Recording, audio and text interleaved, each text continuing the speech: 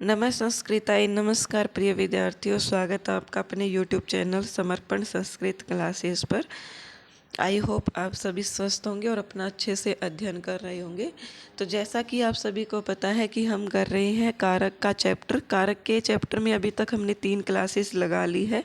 अगर आपने वो नहीं देखी है तो देख लीजिएगा, क्योंकि पहले वो इम्पोर्टेंट है, उसके बाद ही आप पार्ट 4 पर आइएगा। अगर आप पार्ट 4 पर सीधे आ गए हैं तो आपको थोड़ा सा समझने में परेशानी हो सकती है, क्योंकि वो हमारी जो क्लास है वो बेसिक से लेकर के चल रही है। तो आप पहले पार्ट 1, पार्ट 2, पार्ट 3 को देखिए, फिर पार्ट 4 को देखना। थोड़ा सा आपके लिए ये हो सकता है कि आपकी ये क्लासेस ज़्यादा हो सकती है, लेंथी हो सकती है, लेकिन आपको कंटेंट इतना अच्छा दिया जाएगा, इतना अच्छा तो आपको मतलब किसी बैच में ही दिया जाता होगा किसी टीचर के द्वारा। यूट्यूब पर आपको कोई इतना अच्छा कंटेंट नहीं देगा। और अगर आपको ये कंटेंट अच्छा लगता है तो आप प्लीज़ प्लीज़ इसे शेयर कीजिएगा और कमेंट करके भी बताइएगा कि क्लास कैसी लगी। तो आज की क्लास में हम करेंगे कर्म कारक। हमने शुरू कर रखा है कर्म कारक के। कल हमने ये जान लिया था कि द्वितीय विभक्ति का विधान करने वाला सूत्र कौन सा है, और ये जो कर्मणि द्वितीय है ये क्या करता है, द्वितीय विभक्ति का विधान करता है कर्म कारक में। जब तक कर्म कारक चलेगा, अर्थात जब तक तृतीय विभक्ति का यूज नहीं आता या करण कारक का नहीं आता है, तब तक कर्मणि द्वितीय इसी सूत्र से द्वितीय विभक्ति का विधान होगा। बाकी जितने भी सूत्र आएंगे, चाहे वो तथा युक्तम अनिप्सिततम हो, चाहे इप्सिततमम हो, इस प्रकार के, या फिर अकथितम च हो, कितने भी सूत्र हो वो सभी सूत्र क्या होंगे, संज्ञा सूत्र होंगे। इसका अर्थ मैं आपको आज की क्लास में नहीं बताऊंगी, क्योंकि हमने कल की क्लास में कर लिया है। बार बार अगर हम एक ही चीज़ को उठा करके चलेंगे तो क्लास बहुत ज़्यादा लेंथी हो जाएंगी और आप भी बोरियत फील करोगे। तो यहाँ पर अब हमारा सूत्र आता है आज की क्लास का अकथितम च। सबसे पहले तो ये जो अकथितम च सूत्र है ये क्या करता है, ये कर्म संज्ञा करने वाला सूत्र है। क्या करने वाला सूत्र है, कर्म संज्ञा करने वाला, कर्म संज्ञा करने वाला सूत्र अकथितम च है। और फिर इसकी आती है वृत्ति, और वृत्ति से ही हम क्या करते हैं, इसके अर्थ को समझते हैं। तो आइए, अपादान आदि विशेषैर अविवक्षितम कारकम कर्म संज्ञासात्। तो यहाँ पर क्या कहा गया है कि अपादान आदि के द्वारा जिसे नहीं कहा गया हो, अपादान आदि। तो यहाँ पर अपादान आदि से कौन कौन से ग्रहण किए गए हैं, तो ग्रहण किए गए हैं हमारे कर्ता, करण, संप्रदान, अपादान,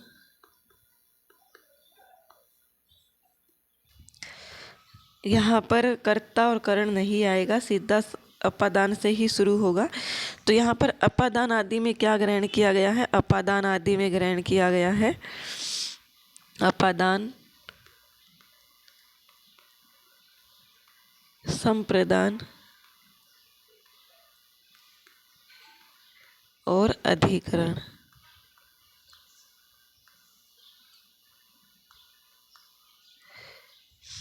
अपादान आदि विभक्तियों के द्वारा, विभक्तियों के द्वारा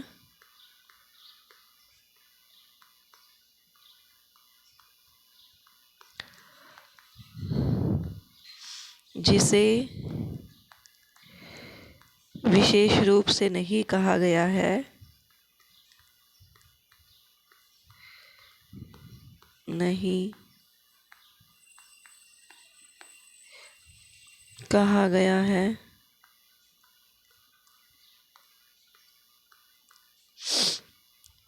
उस अविवक्षित कारक की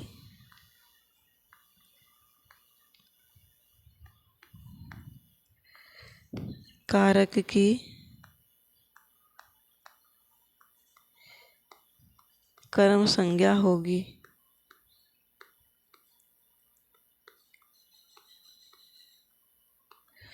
क्या कहा गया है, देखिए, अपादान आदि विशेषैर अविवक्षितम कारकम, अर्थात ये जो अकथितम च सूत्र है ये क्या करता है, सबसे पहले ये पता होना चाहिए, ये करता है कर्म संज्ञा। इसके बाद जो इसकी वृत्ति है इसको देखने से हमें पता लग रहा है कि जो चीज़ें अपादान आदि अर्थात अपादान कारक में, संप्रदान कारक में और अधिकरण कारक में जिसका विशेष रूप से वर्णन नहीं किया गया है उनका क्या होता है, उसकी कर्म संज्ञा हो जाती है। हम उदाहरण देखेंगे तो आपको अच्छे से समझ में आएगा। अभी के लिए बस इतना जान लीजिए कि जिसका अपादान में, संप्रदान में, अधिकरण में और अन्य सभी विभक्तियों में भी द्वितीय विभक्ति को छोड़ करके अन्य सभी विभक्ति प्रथमा, तृतीया, चतुर्थी, पंचमी, षष्ठी, सप्तमी, इन सभी विभक्तियों में जिसका वर्णन नहीं किया गया है उसका वर्णन हम अकथितम च सूत्र से कर्म संज्ञा करने में करते हैं। बस आप ये याद रखना अभी के लिए, आगे जब इसके उदाहरण करेंगे तो आपको अच्छे से समझा आ जाएगा। तो अब है कि इसकी 16 धातुएं होती हैं और इन 16 धातुओं का कहीं और वर्णन नहीं किया गया है, कहीं और मतलब ना ही अपादान में किया गया, ना ही संप्रदान में, ना ही अधिकरण में, ना ही प्रथमा विभक्ति, ना ही तृतीया विभक्ति, चतुर्थी विभक्ति, पंचमी, षष्ठी, सप्तमी, किसी भी कारक में इनका वर्णन नहीं किया गया है। इन 16 धातुओं का वर्णन सिर्फ और सिर्फ कर्म संज्ञा करने में किया जाता है, अर्थात इनकी सिर्फ और सिर्फ क्या होगी, कर्म संज्ञा होगी। ये समझ करके चलिए। तो सबसे पहले हमें ये 16 की 16 धातुएं अच्छे से याद होनी चाहिए। मैं आपको बताती हूँ कौन कौन सी है। सबसे पहले हमारी दूह धातु। दूह का अर्थ क्या होता है, दूह का अर्थ होता है दूहना। दूह का अर्थ क्या होता है, दूहना। जैसे हम गाय को दूहते हैं, भैंस को दूहते हैं दूध निकालने के लिए, तो इसका दूहना अर्थ होता है। दूहना का अर्थ क्या होता है, दूध निकालना या गाय को दूहना। फिर है याच। याच का अर्थ क्या है, मांगना। याच का अर्थ क्या है, मांगना, किसी से याचना करना किसी भी चीज़ की। इसके बाद है पच। पच का अर्थ क्या होता है, पकाना। क्या है, पकाना। दंड का अर्थ क्या है, दंड देना।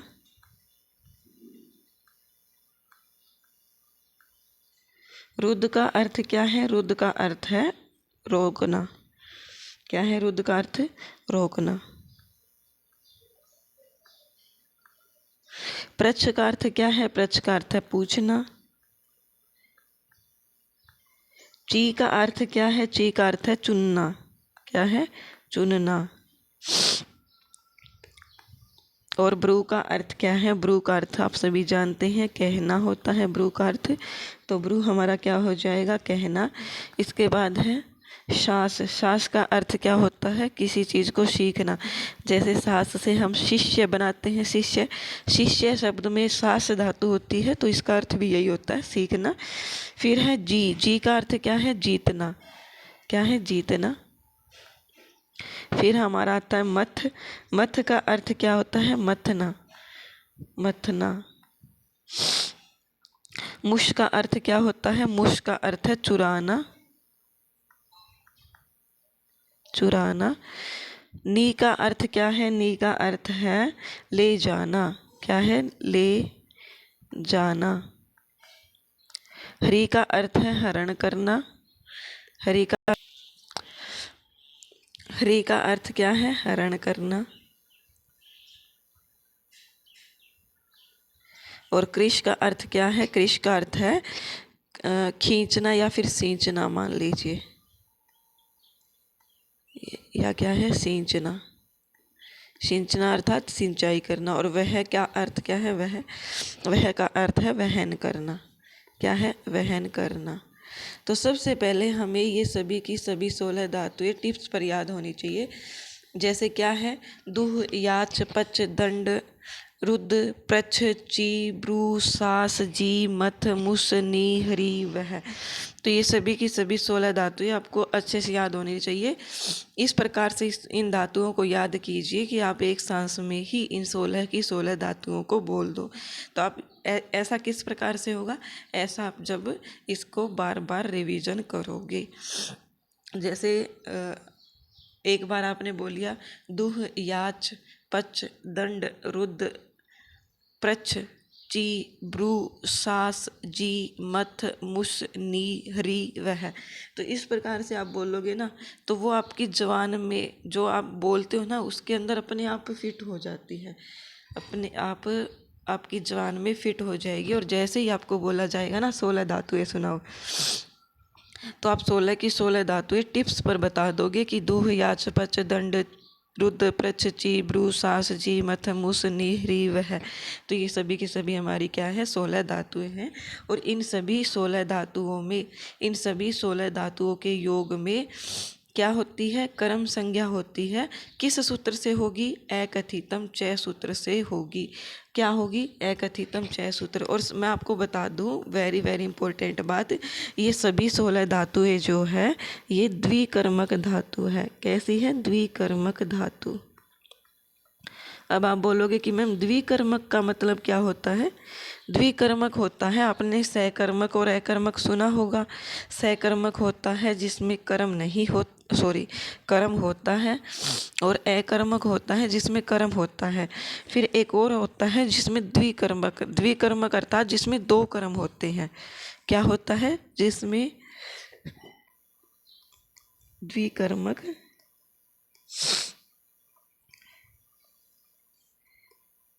जिस धातु के योग में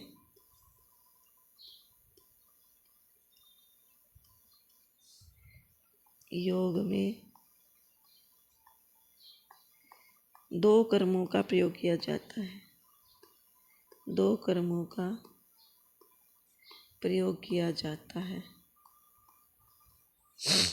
किया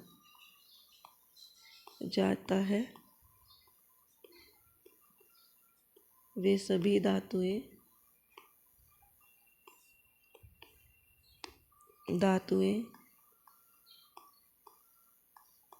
द्विकर्मक धातु होती है, द्विकर्मक धातु होती है।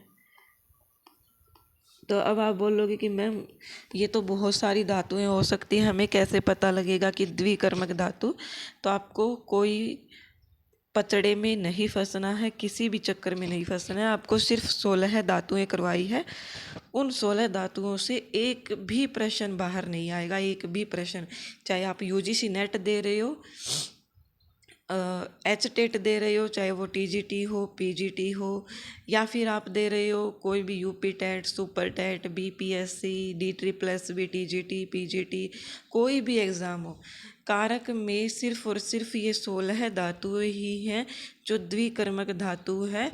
और इन 16 धातुओं को आपको अच्छे से याद रखना है।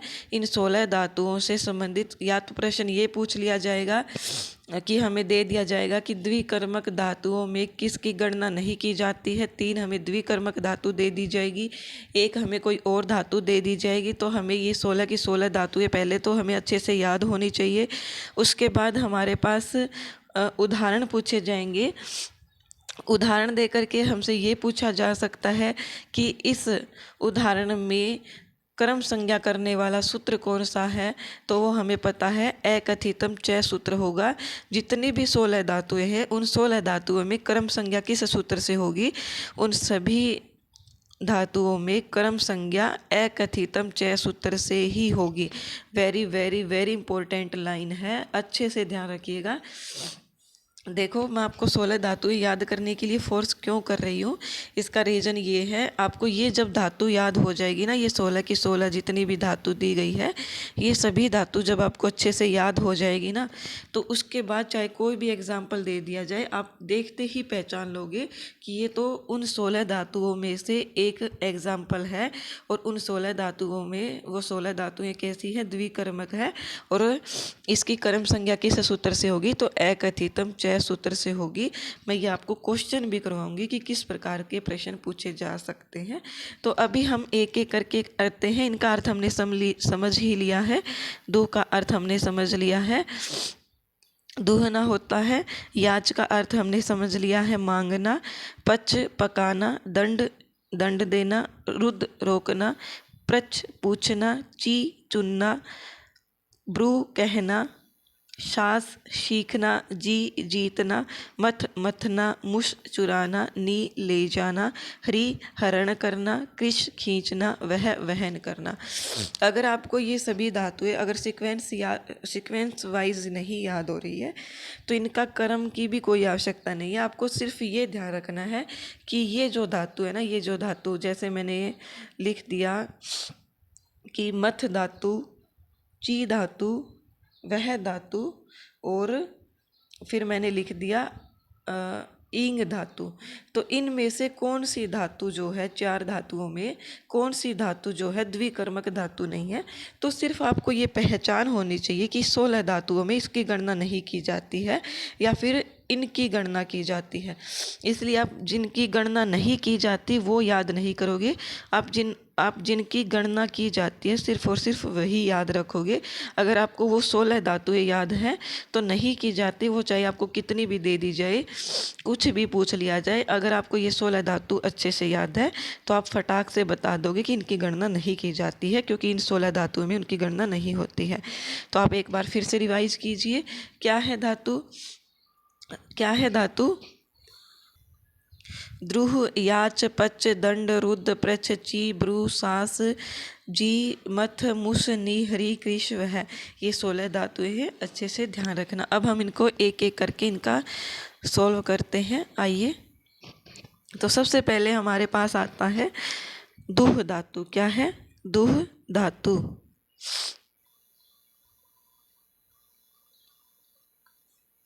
दुह धातु।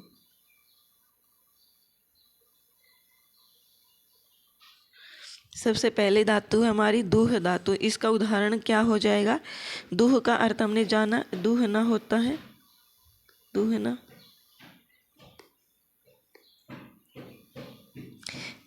अब है इसका उदाहरण। क्या है इसका उदाहरण? इसका उदाहरण है सह, गाम, पयः, दोग्धी। क्या है? सह, गाम, पयः, दोग्धी। यहाँ पर आपको उदाहरण में सह नहीं दिया जाएगा, सिर्फ और सिर्फ ऐसे ही पूछा जाएगा, गाम, पयः, दोग्धी। तो यहाँ पर आप सभी देख सकते हैं, गाम गाय से, क्या है? गाय से। पयः, पयः क्या होता है? दूध को दोग्धी, दूहता है। क्या है? गाय से दूध को दूहता है। तो यहाँ पर ये जो दोग्धी है, आप देखते ही पहचान रहे होगे कि ये जो दोग्धी शब्द बना है ये दुह धातु से बना है। किससे बना है? दुह धातु से। दुह धातु से ये शब्द बना है। तो ये क्या हो जाएगा? ये हमारी द्विकर्मक धातु हो जाएगी। और यहाँ पर क्या हो जाएगा? आप सभी इसकी हिंदी देख सकते हैं, गाय से। गाय से अर्थात यहाँ गाय से के अकॉर्डिंग यहाँ पर कौन सी विभक्ति होनी चाहिए? पंचमी विभक्ति होनी चाहिए थी। कौन सी विभक्ति होनी चाहिए थी? पंचमी विभक्ति होनी चाहिए थी। लेकिन सूत्र ही हमारा ये कहता है कि जो अपादान, संप्रदान, अधिकरण आदि के द्वारा नहीं कहा गया है उन सभी की कर्म संज्ञा होगी।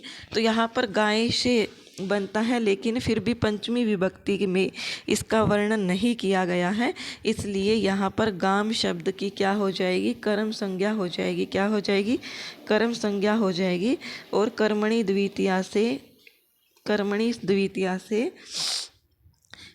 द्वितीया से इसमें द्वितीया विभक्ति लग जाएगी। तो यहाँ पर जो गाम है वो भी और पया है वो भी, ये दोनों ही कर्म है। यहाँ पर दोग्धी जो है वो दुह धातु से बनी है, जो द्विकर्मक धातु है। दोग्धी जो शब्द है ना, ये दुह धातु से बनी है। और दुह धातु हमें पता है ये द्विकर्मक धातु है। तो यहाँ पर गाम भी कर्म है और पय भी जो है कर्म है। यहाँ पर आप सभी देख भी सकते हैं दूध को, दूध को, दूध को, तो यहाँ पर कर्म को, तो यहाँ पर क्या हो जाएगा, यहाँ पर द्वितीय विभक्ति पहले से ही है, लेकिन यहाँ पर गाय से थी, गाय से हटा करके पंचमी को हटा करके यहाँ पर हमें क्या करना है, कर्म संज्ञा बनानी है। तो हमें यहाँ पर पेपर में ये नहीं पूछा जाएगा कि यहाँ पर कौन सी विभक्ति को हटा करके आप कर्म संज्ञा करोगे। हमें क्या दिया जाएगा, हमें इस प्रकार के उदाहरण दे दिए जाएंगे।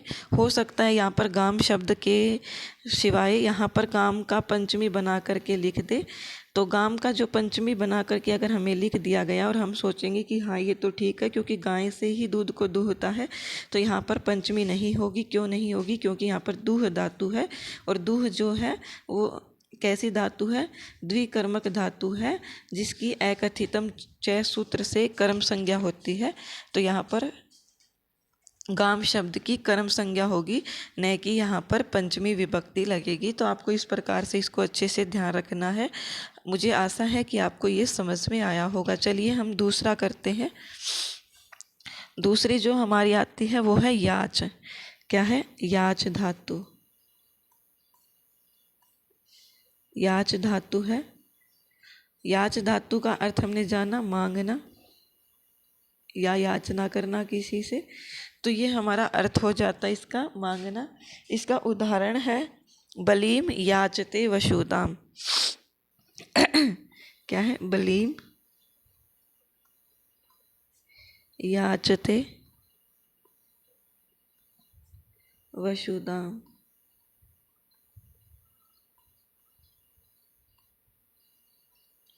बलीम याचते वशुदाम।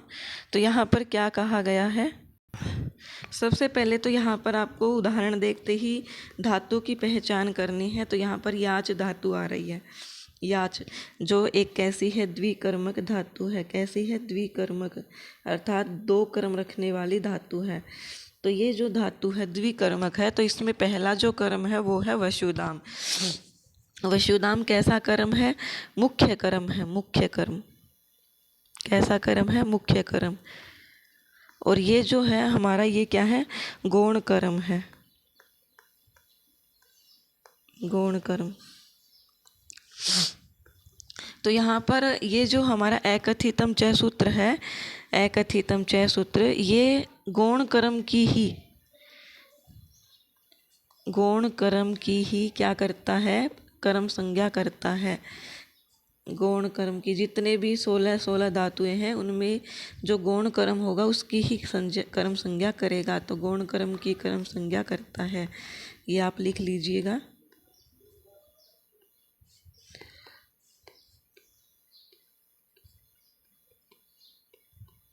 तो यहाँ पर हमारा जो बलीम याचते वशुदाम है, यहाँ पर इसका बलीम याचते वशुदाम का अर्थ क्या होता है, बलि से वशुदा को अर्थात पृथ्वी को याचते मांगता है। तो यहाँ पर जो बलीम शब्द है ना, वैसे इसके अंदर पंचमी होनी चाहिए थी, बलीम, बलि से, लेकिन याच धातु के होने के कारण, याच धातु के होने के कारण यहाँ पर कौन सी संज्ञा हो गई है, इसकी कर्म संज्ञा हो गई है, और कर्मणि द्वितीया से इसमें द्वितीया विभक्ति लग गई है। अब आप बोलोगे कि मैम हमारे तो ये समझ से बाहर हो रहा है। मुझे नहीं लगता कि इतना इजी तरीके से भी करवाने से आपके समझ से बाहर हो रहा है। अगर फिर भी आपको लग रहा है कि आपको एक बार में समझ नहीं आ रहा है, तो आप ऐसा कीजिएगा, अभी क्लास देखिएगा। थोड़ा सा आपके लिए डिफ़िकल्ट हो सकता है, क्योंकि जिन्होंने कारक एक बार भी नहीं किया होता उनके लिए थोड़ा डिफ़िकल्टी हो सकता है, मैं समझ सकती हूँ। इसीलिए मैं आपको बिल्कुल बेसिक से चल रही हूँ करवाने के लिए। अगर आपको फिर भी इस क्लास को एक बार देखने से समझ नहीं आता है, तो आप इस क्लास को आज नहीं, मतलब आज अगर आप 11 बजे इस क्लास को जैसे ही अपलोड की जाती है तब देख रहे हैं, तो आप कीजिएगा कि 4 या 5 बजे से शाम को फिर से आप ये क्लास देख लीजिएगा।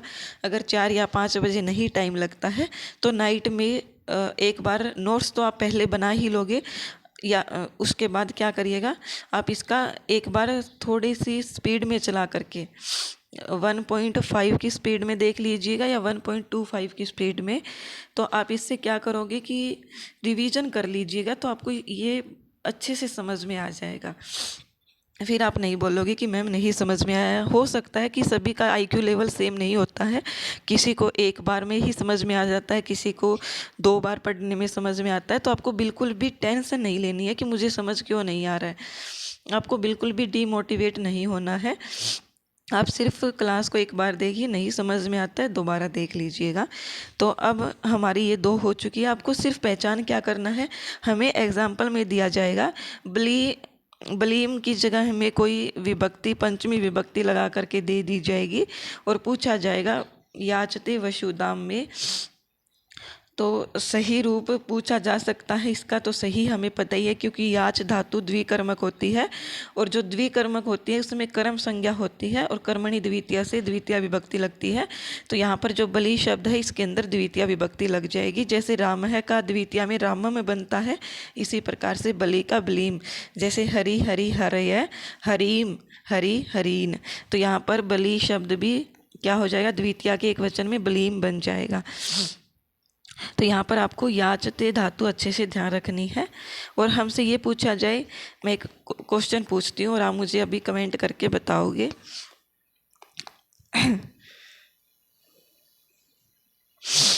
बलीम याचते वसुदाम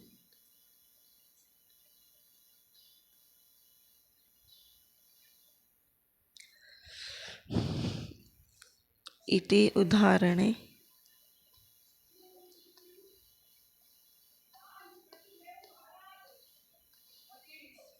कर्म संज्ञा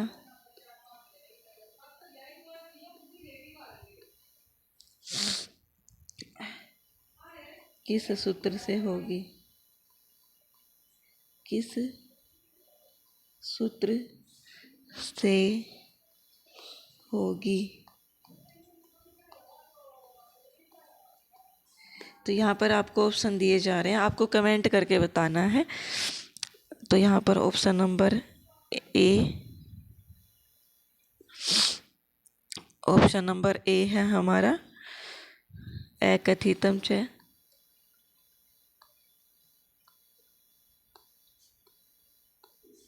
ऑप्शन नंबर 2 है हमारा कर्तुरीप्सिततमम्।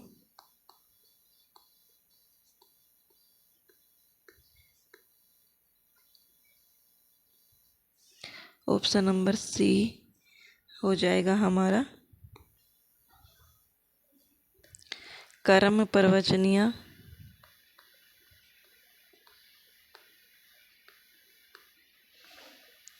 और ऑप्शन नंबर डी हमारा हो जाएगा अनुर्लक्षणे। क्या है, अनुर्लक्षणे।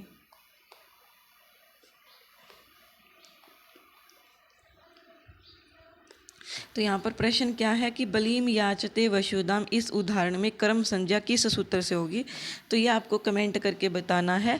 और आप सीधा ये मत लिखिएगा कि option A, option B, option C. आपको ये लिखना है कि एकथितम कैसे होगी, कर्तुर ईप्सिततमम कर्म से इससे होगी, कर्म प्रवचनीय सूत्र से होगी, अनुर्लक्षणे इस सूत्र से कर्म संज्ञा होगी। तो ये आपको बताना है। अब एक क्वेश्चन और पूछती हूँ, दोनों के दोनों आपको कमेंट में बताने हैं। दूसरा प्रश्न है हमारा कि गाम पयः दोग्धी, गाम पयः दोग्धी। यहाँ पर इस रेखांकित पद में द्वितीया विभक्ति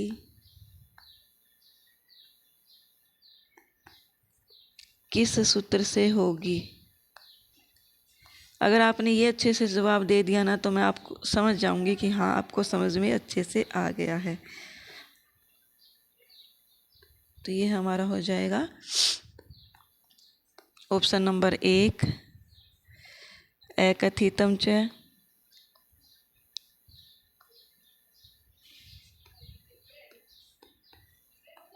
ऑप्शन नंबर 2 कर्मणि द्वितीया,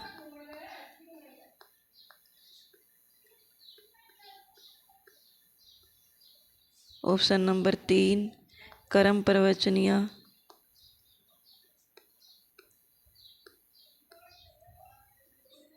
ऑप्शन नंबर 4 कर्म प्रवचनीय युक्ते द्वितीया।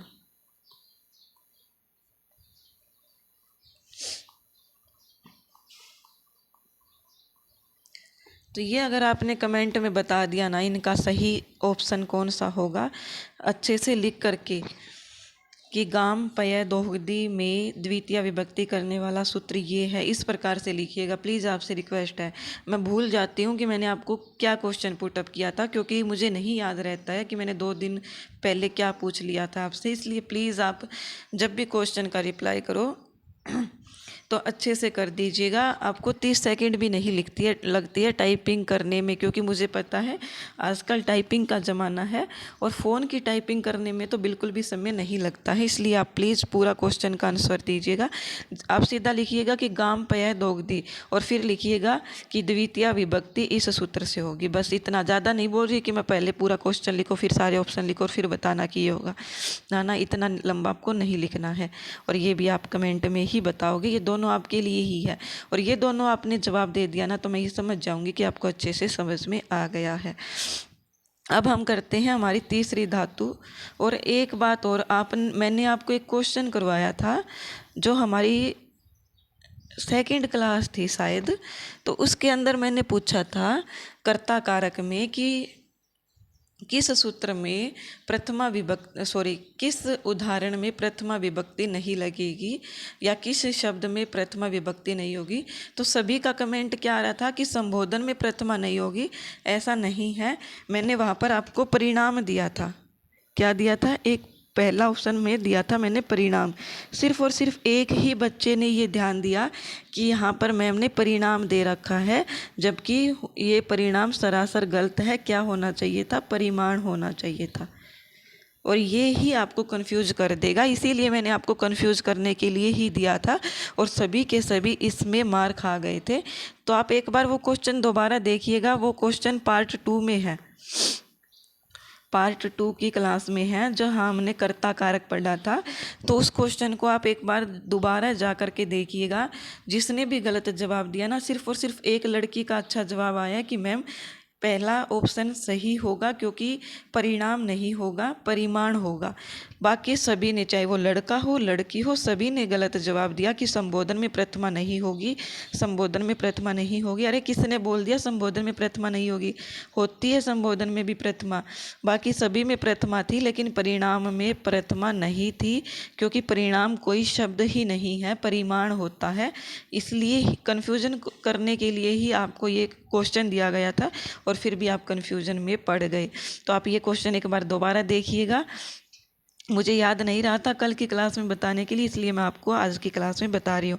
और हो सकता है कि ये question same as it is आपसे पूछ लिया जाए और फिर आप यही गलती कर गया ओके कि संबोधन में प्रथमा नहीं होती है। संबोधन में प्रथमा होती है, संबोधन में प्रथमा होती है, परिणाम में नहीं होती, परिमाण में होती है। आप ये अच्छे से ध्यान रखिएगा। तो चलिए अब हम करते हैं तीसरा हमारा आ जाता है याच हो चुका है। अब आता है पच। पच का अर्थ क्या होता है? पकाना। क्या है? पकाना। तो इसका उदाहरण देखते हैं। उदाहरण क्या हो जाएगा? तंडुलान ओदनम पचती।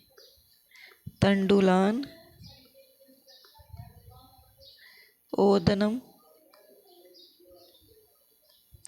पचती। तंडुलान ओदनम पचती। तो यहाँ पर क्या हो जाएगा? तंडुलान ओदनम पचती का अर्थ क्या है? चावलों से भात को पकाता है। क्या है? चावलों से भात को पकाता है। तो यहाँ पर भी आप सीधा बस ये देखिए कि ये उदाहरण दिया गया है। और हमसे ज़्यादातर यही प्रश्न पूछा जाता है कि इस में कर्म संज्ञा करने वाला सूत्र कौन सा है, या फिर द्वितीय विभक्ति करने वाला सूत्र कौन सा है, या फिर इसमें विभक्ति कौन सी लगेगी। तो यहाँ पर जो तंडुलान है और ओदनम है, इन दोनों में ही द्वितीय है। अब आप बोलोगे कि मैम तंडुलान में द्वितीय कहाँ है, इसमें तो तंडुलम होना चाहिए था, तंडुलान क्यों नहीं है, क्यों है, तंडुलम होना चाहिए था ये तो, तभी द्वितीय विभक्ति होगी। अरे नहीं, तंडुलान, तंडुल शब्द, तंडुल जो है ये हमेशा बहुवचन में ही होता है। क्यों होता है, क्योंकि जो चावल होते हैं, कोई ऐसा नहीं है चावल का एक ही दाना होगा, चावल का एक दाना नहीं होता है, चावल के बहुत सारे दाने इकट्ठे होते हैं, इसलिए इसको बहुवचन में ही चलाया जाता है। तो यहाँ पर बहुवचन हमारा क्या हो जाएगा, तंडुलान हो जाएगा। और तंडुलान जैसे राम है, रामऊ, रामान,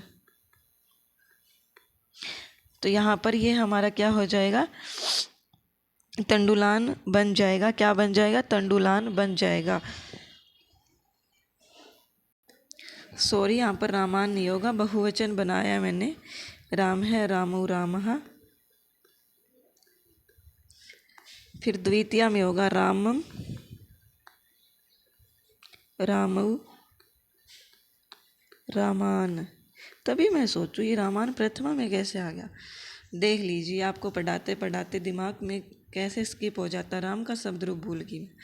चलिए छोड़िए, आता है भी मुझे, आता है, आता है मुझे राम का शब्द रूप, ये मत समझना मुझे नहीं आता, दिल से कह रही हूँ मैं, आता है मुझे। कहीं ये समझो कि मैम को तो राम का शब्द रूप नहीं आता तो हमें क्या करवाएंगे, आता है मुझे। राम है, रामऊ, रामः, रामम, रामऊ, रामान।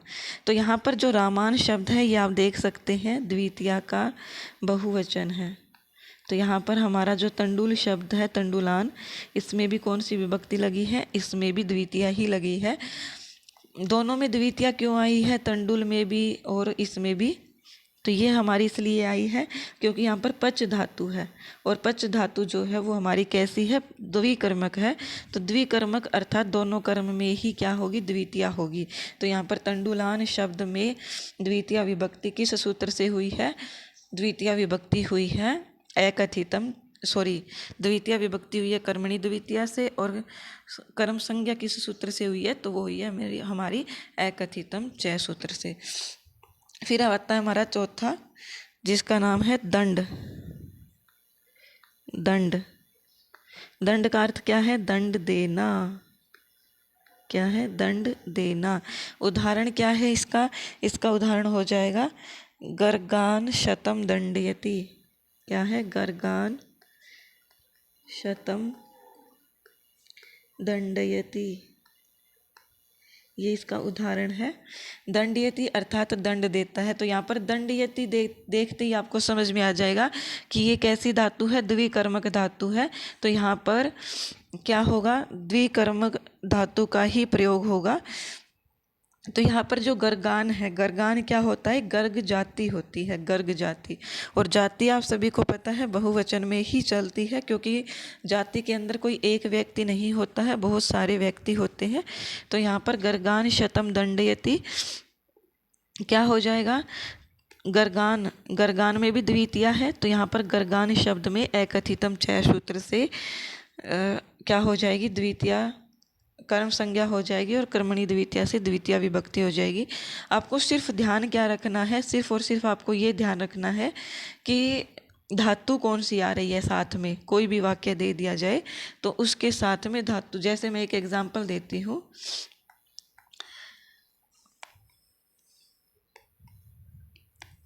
सह वृक्षात् फलम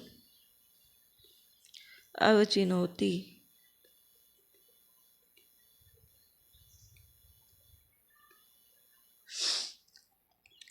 और दूसरा है हमारा सह वृक्षम फलम अवचिनोति।